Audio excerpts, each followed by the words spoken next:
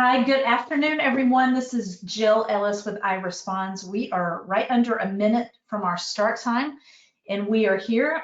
We're just probably going to hang out on mute for a little bit less than a minute now, but we will get started on time and look forward to the conversation.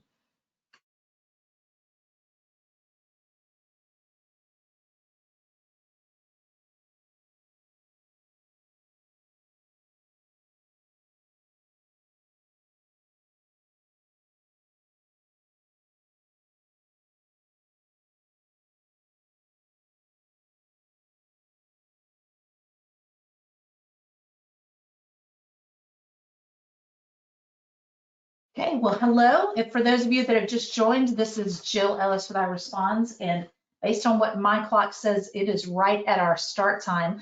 So I know that there are a couple of people still logging in right now, but we want to be respectful of time. We have a lot of information to cover in our allotted time. So we're going to keep moving forward here. A very quick housekeeping item is we are going to encourage questions throughout this presentation. As you'll see on our agenda here, we have it wrap up and we put the Q&A at the end just to be respectful of time in case we run into that 30-minute window. But please use your control panel on GoToWebinar. There's a place for questions, and if you'll just type those in, when we get to the end, we will definitely go through those and answer those questions.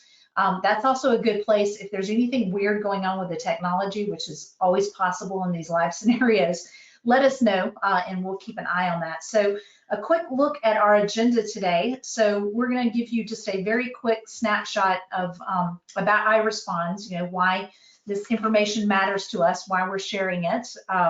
We will take a deeper dive into guest review analysis, really looking at a comparison of booking sources for independent hotels and how that fares against what branded hotels are experiencing. The booking zones, and how they really contrast against each other. We have some interesting studies from Cornell University and Expedia Group. We'll review both of those studies. We'll see how they look as it compares to OTA bookings. We do want to talk a bit about social media channels. We have another study, Edelman study, about the latest purchasing journey expectation by millennials and its effect on hotel booking, which is always an interesting topic.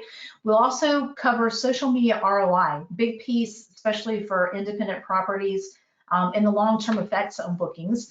And of course, we'll wrap up with just a quick, summary of what it is that we do in this space. Again, we're kind of pushing that to the end so that we keep the meat of the presentation going. So on the webinar today, your two hosts are, I've introduced myself, but if you've just joined, my name is Jill Ellis. I work with iResponze. I have the pleasure of leading client success. I'm most identified, though, with the fact that I've been in the hotel industry for 23 years. I am joined by our Chief Innovation Officer, Rose Mentry, who has 40+ years in this industry and really has that passion for understanding, analysis, and bringing that information together and sharing it for the benefit of everyone, because like you, Rose works in the industry, worked her way up in various roles, operations, leadership, now running this company. So we're delighted to be here today, and we're going to keep moving forward the slide. So I mentioned we're just going to talk a little bit about who is iResponze, not in detail here, but we're basically a company that partners with hotels and resorts to strengthen and expand your online brand presence. We do this by responding to your guest reviews, guest surveys, posting on your social media pages, and we also see an increasing need to get involved in what we call social community messaging. That's a mouthful, but it's basically all those direct messages that are coming into your property. So often now people had rather just send a message than pick up the phone and call the hotel and have to go through waiting and getting to the right person. Our team has a really strong depth in the hospitality industry. I mentioned just a minute ago, Rose and I both have a pretty hefty amount of experience, and the rest of our team is very reflective of that as well. We started in 2014, really just started out with responding to guest reviews, and our services for the hotel industry have grown because of what our clients are asking us to do. So we have over 1,000 clients globally right now. That includes hotels and restaurants. Of course, we're working with all of the major branded properties, but we're also honored to work with these independent hotels. And it's really a great environment working with them because everything is very unique, very customized. We love the properties that we work with, are very passionate about it. So as you can see, that's definitely a big footprint in who we're working with as well. So without further ado, I do want to introduce Rose Mentry, our Chief Innovation Officer, and she is going to dive into the data. And as a reminder, please type in any questions and we will capture those at the end. Rose? Hello. Yes, good afternoon, everybody, and thank you, Jill, for the introduction. So I just wanted to go in and take a look at guest review sources and zones to compare between independent hotels and brand hotels, because we always want to see if there is variances between the two, and if there's differences, how much of a difference is there? So when comparing for OTAs and third-party performances, Booking.com is a key driver when it comes to online bookings as a single online distribution channel, where there is a branded hotel or an independent hotel, as we see in these two graphs side by side. And Google really has increased and has become a player for our industry when it comes to reviews, so much so that it has surpassed TripAdvisor in 2019. Looking at Expedia Group, though, it appears that they are the key player. So 1/3 of the total online bookings and conversations are taking place, total of around 32.2% for brand hotels and total of 30.1% for independent hotel group, based on all their channels, such as Expedia, Hotels, Orbitz, and so on. And then if we look at the Expedia real time, that's another 14% for, again, very similar to brand versus the independent hotel groups. So next, let's take a look at these channels by comment zones and see if any of them perform better than the rest. So for the branded hotels, it seems like the overall positive reviews are at 66%. And then you have about 14.1 neutral and 19.9 negative reviews. Interestingly, though, when you look at Booking.com, it does not fare well against the other, such as TripAdvisor, Google, Expedia channels that you see on this chart. For some reason, seems to be the Booking.com guest is maybe more demanding. And we also see that, as you could see now, for the independent hotels. So in comparison, the good news is both brand and independent hotels are at 66% positive zone in guest feedback overall. When you compare by source and by review zone, it seems that independent hotel group performs a lot better on Booking.com, Google, Hotels, and Orbitz. With Expedia and Travelocity, independent hotel group is ranking is 2% higher than of brand hotel group, which is great. The biggest difference really lies with neutral reviews and negative between the brand and independent hotels. And the independent hotel group actually does better, higher in their neutral reviews and lower in their negative reviews, which is great again. So both of brands and independent hotels seems that Booking.com guest reviews, as I stated earlier, is more demanding maybe, and that's why their ranking actually 54% green versus the rest are around 70% or close to it. Neutrals at 29% and red zone is at 15%. So looking at how much and which OTA channels are used the most by consumers when making travel decisions, Focusrite just recently reported out the following based on their travel research for US online travel. OTAs currently capture 38% of all online bookings for hotels in general. And I know this weighs a lot more greater for independent hotels versus brands because of the higher commission that is paid out to OTAs. And Expedia and Booking.com maintain their grip on the OTA market with a combination of 92% share of OTA gross bookings. So predictions are OTA trend of capturing reservations will be staying strong, but the share might shift a little bit in 2020, specifically with Google stepping up in becoming a one-stop shop for all travel needs, which we see on this next chart. So we looked at what's been going on in 2018 and 2019 for Google. Review Tracker reported that Google's increased presence and what the consumer has been doing when making their travel decisions, and here are their findings. So Google has become the review site of choice, more than any other review site at 63.64%. Google and Facebook are showing the highest year-over-year growth in comparison to sites that focus primarily on reviews such as TripAdvisor, which are seeing lesser growth year-over-year. And Google currently is very proactive about soliciting reviews from users as they want to become the one-stop shop, as I stated earlier, whether they are looking for lodging, for things to do when traveling, for airline tickets, in addition to their hotel stays, and then posting their travel experiences for others to read. In addition, Google enhanced their Google My Business Insights, their analytics package, which really gives you an inside look at how people find your business listing on the website. Because many customers find businesses on Google Search and Maps, Insights really focuses on how customers use search and maps to find your listing and what they do once they find it. You can get insights for individual listings or in bulk.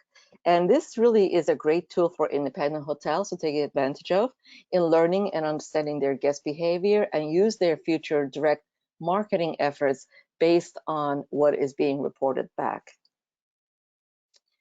So let's now take a look at what the latest studies have revealed, specifically what drives the guest review rating and how it can help or hurt independent hotels. And before we dive into these studies that Jill mentioned for Cornell and also for Expedia Group, let's look at what the experts have said as the importance of responding to reviews. It has changed a little bit year over year. So per TripAdvisor's latest reporting, 79% state that responses to bad reviews reassures them that the situation is under control as the hotel team are aware and correcting the issues. O'Leary reported that 49% of travelers will not book a property without reviews. In addition, latest studies state that they are paying more and more attention to most recent reviews versus older reviews.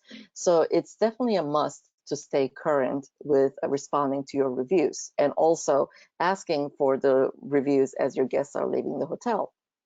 So when you look at the Kelsey group study, they found that guests actually paid 20% more for hotels with a 4 or 5-star rating on their travels. So this in turn drives profitable revenue and your RGI. So let's see if this is true or not, because we wanted to also look at other studies to see how that is possible and probable where there's a brand hotel or an independent hotel. So Expedia Group completed in April of 29, where they included various hotel levels by their star rating, a study. They also included a dummy independent hotel in their study to see how it fares out. They included in this study 903 general population participants based on 5 attributes to keep it simple. So it was based on a room image, hotel brand, hotel ratings or stars, remodel call out, and price. So here are their findings.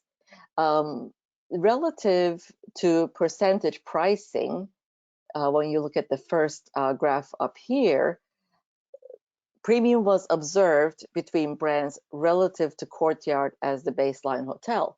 So Courtyard, they held as a baseline. They started out with nights in. The dummy independent hotel name, they came up with room, days in, Courtyard as a baseline, Hilton and Four Seasons as their upper scale property. And also brands against the independent brand or independent name. So based on this, we can see that the guest ratings can have a dramatic impact on travelers' perceptions and willingness to pay on both ends of the spectrum based on the brand. So having said that, though, it showed that the increase in guest rating over here is much more valuable than the perceived increase of being a brand hotel. In conclusion, it is very evident that it is not whether or not a hotel is a brand or upper scale or being remodeled, etc. When looking at their performance, it was clear that the hotel's success was based on guest ratings, first and foremost for individuals who are making their travel decisions. So on the next slide, I included, again, more statistics. So there's a 72% chance that a traveler would pay more for a hotel room that has a higher guest rating versus solely selecting a hotel based on its brand affiliation. So when looking at the lower star rating from guests, individual would pay 35% more for a hotel that rated 4.4 versus rated at 3.9, and then 24% more for hotel rated 3.9 versus 3.4. So this definitely follows the study results that the Kelly group reported on having a higher star rating of past guests will definitely demand a higher rate. The study concluded that the independent hotels can compete on a global scale with the brands if they truly focus on guest experience. So it is imperative that an independent hotel's focus must be on creating guest experience that generates positive reviews and ratings consistently, and also have them post them on those third-party channels of their hotel experience. Let's look at another study that was executed by Cornell University of Hospitality on online reviews for independent hotels strictly, February of 2017. Now, their goal was to find out what moves the needle the most in increasing a hotel star rating on these three channels for independent hotels, which were TripAdvisor, Expedia, and Booking.com. Not surprisingly, though, number one key driving component in customer satisfaction is service.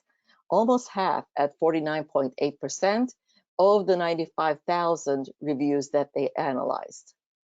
Room and location of the building are in second and third, as you see here, at 32% of the reviews for each. While there's no solution for a location change of the hotel itself, guest reviews for the room portion indicated that the most important factor was a good night's sleep in a comfortable bed, and not necessarily the aesthetics of the room itself or the latest furniture and what's available. When analyzing the individual review text, it was evident that the consumer's desire for solid delivery of core hotel service with favorable experiences consisting of personal and emotional interactions with the staff was the most important to them. And also, surprisingly, the individuals were not looking for an occasional wow factor, which we always think that they do, and rather were more interested in the operational consistency during their stay. And the analysis found that the properties with the most consistent service also had the highest ratings, while hotels with inconsistent scores also had relatively low ratings. So we saw in the previous slides from Expedia, the higher the star rating, obviously, the more you could demand in your daily room rental, and then the lower obviously will hurt you in the pricing. So they concluded that despite amenities, architectural fads, what the brands are offering, the core of the hotel business remains the same. Creating a positive and memorable stay by focusing on fundamentals of a hotel's operations and meaningful relationship building with guests remains the single most important thing in our industry. So now I'm going to change gears a little bit and focus on social media channels and what has happened in the past year and what to expect based on the results that they have achieved. So starting off, let's look at the Edelman's Trust Barometer. So current social media trust is only at 41% globally, really truly due to fake news, and consumers are expecting for businesses to fix this unbalance. They want direct access to the brand, to hotel, as they do not trust ads and third-party conversations as they had in the past. In addition, 4 in 10 consumers say they are unlikely to become emotionally attached to a brand unless they are interacting via social media, direct with the business itself. 59% surveyed indicated that they trust direct communication again, instant messaging, or comment responses versus 41% trust brand advertising and marketing materials, which is really becoming a thing of the past.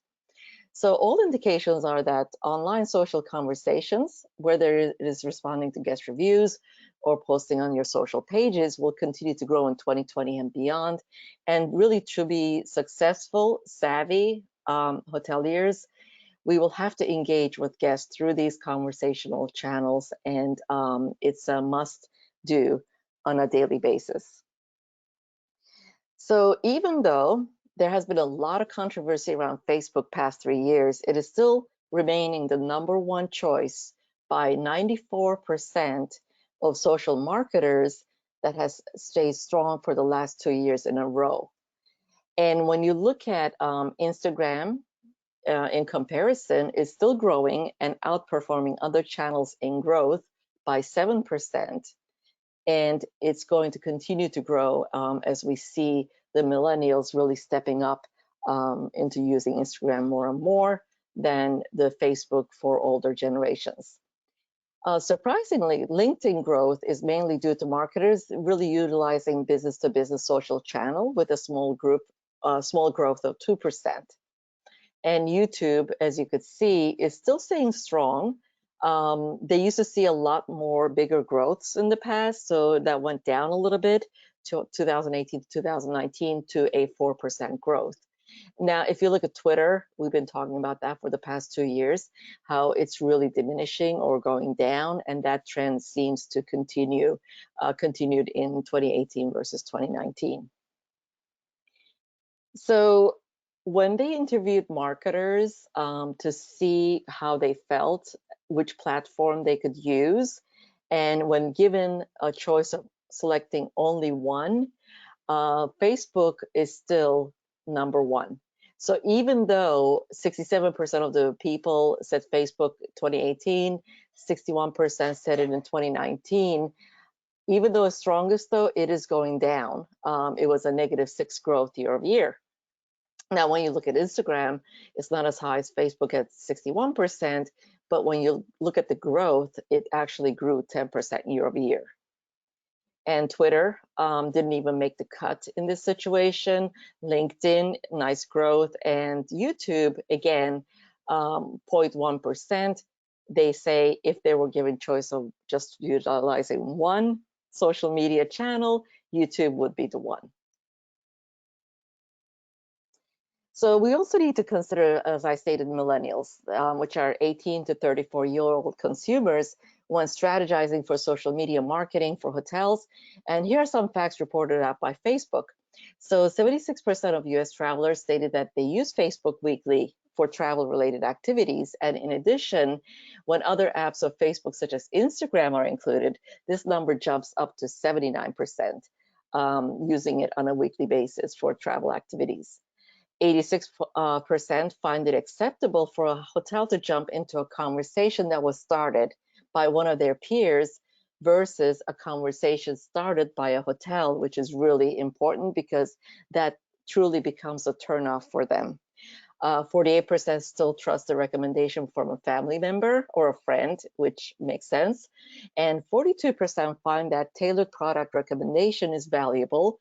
And this is where the property management systems comes into play in learning the percentages of your repeat guests, or if your hotel is part of a micro brand, where you can see what their preferences are when they stayed at a sister hotel and be able to make recommendations around their needs and wants to choose from. So in our industry, we've always questioned the ROI. Why spend all this time, money on social media? Because we really want to see concretely evidence, knowing what is working, what is not, and at the end of the day, what really it means to our bottom line. So this past year, Social Media Examiner compiled information from more than 5,700 social marketers to provide some good data that reveals a true ROI of social marketing efforts over time. So as a result, we now have a clear understanding of social and how it affects our goals and how we can truly see whether or not it is generating business that we are seeking for. So in this study, they looked at the basic expectations in utilizing social channels and what the results were in 2018 versus 2019, and if there were any increase or decrease in these results year over year. And they hit all the cylinders, as you could see, with exposure, traffic, generation of leads, what we're after, sales captured, and increasing the loyalty fans. So as you could see on all these aspects, there definitely was growth from 2018 to 2019, plus 6%, plus 9% traffic increase to our own website. Generating leads, obviously very important, and improved sales, 19% growth, which is really nice to see.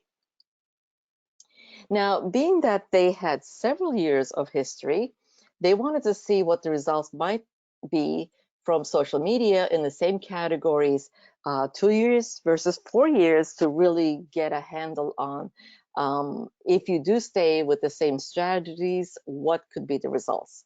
And it was clear that the longer you stay with social channel marketing, the better the results are seen in all categories. It shows substantial better results driving online traffic, which was a 5% increase. As a bonus, it also provided them with insights as to, which is very important in our environment, what the consumers are looking for, what really moves them, how you can get advocates to talk about your hotel, and really become more savvy social media marketers for the hotel. So we know that younger generations are becoming a purchasing powerhouse all their own.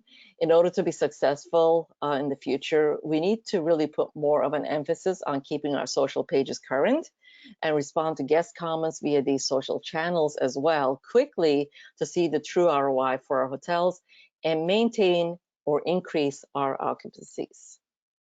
So I'm going to go ahead and turn it back to Jill now. Again, please reminder, go ahead and post your questions that you may have, because we will take time to answer them at the end of our webinar. And Jill, I'm turning it over back to you, and thank you so much. Okay, thanks, Rose. If you go ahead and move us forward a slide too, that'd be great. A lot of information coming at you. And again, if you have questions, if something comes up afterwards, please contact us. But I did just want to kind of summarize some of the points that Rose really dove into. And, you know, the first one is that we know booking.com is number one. Doesn't matter, you know, what brand or boutique or any information that's associated with your hotel, it really comes down to booking.com is holding that top space. We definitely see through the studies that we looked at that the green zone, what we call satisfied guests, those higher rankings, are about the same. So you're looking at about 66% of that is positive if you're a branded property or not. Independent hotels in general have about 3% less dissatisfaction, or what we call red zones, which is great. No surprise here, Google is becoming the most used guest review source for travelers when they're making decisions. And we see that consistently in every bit of research that we're looking at, even with our clients and the volume that's going up and activity in that space. Guest experience is still key. So we saw this in the Expedia group study, Cornell University studies. You really cannot substitute that experience that the guest is having, and it appears that independent properties have an advantage in that space, and being able to customize that and make the most of that. Facebook and Instagram are the two top platforms being used by marketers. So we highly encourage you, you know, if you're going to get involved in social media, which we believe that you should, you would want to look at those two platforms to begin with, because social, you know, plays a greater role when it comes to millennials and younger audience. So they're moving into the spot of today's travelers. And then, you know, it's really about consistency and sticking with it. So those 2 years or more of marketing efforts on social media channels results in a better ROI. So don't give up. You know, again, seeing this information come out of the studies. So that is pretty much the conclusion of the information. I'm going to take a quick pause here, just kind of looking at what's going on with the questions and things. So a little bit, I said early on we were going to wait till the end, but we talk a little bit about what we do and our services that we offer in this space to our over 1,000 clients really comes down to responding to guest reviews and surveys. We're doing that within 24 to 48 hours, an authentic, engaging voice. We have ambassadors that actually read and respond to your reviews. We have an incredible social media team. They post to social media. They really work with your team to come up with a monthly strategy. They're showcasing not only content that you provide, but user-generated content, which is even more impactful. And then the new space that we see on the rise is really this direct messaging. So on your Facebook, your inbox, there's a lot of messages coming in, guests just asking very common questions, usually is what we see. Booking.com has very high activity, and especially if you connect it back to the fact we know that Booking.com is #1. And if you're, a heavy user of that, you're getting a lot of information and questions that are coming in. So our team is able to support that as well. And that pretty much wraps it up for us. Rose, there is a question, as a matter of fact. Yeah. The question is, sorry, can you go over why Booking.com is #1 when going over the takeaways? Okay, so Booking.com as a single booking online engine is #1 in volume because Booking.com is very big globally versus Expedia now is becoming really stronger too, but Expedia really divvies it out between Expedia.com, Hotels.com, Travelocity, and so on, other channels. So when you look at Expedia as a whole, yes, they are #1. But when you look at singly one source that provides the most bookings, it's Booking.com that is the strongest globally. So hopefully that was the question that was being asked.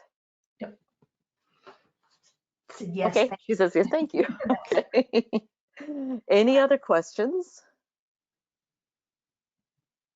I don't see anything. Okay. Nope. So that being said, we are at the end. We've put information up here to contact Rose M at iResponze.com, or my email address is jellis@iresponze.com.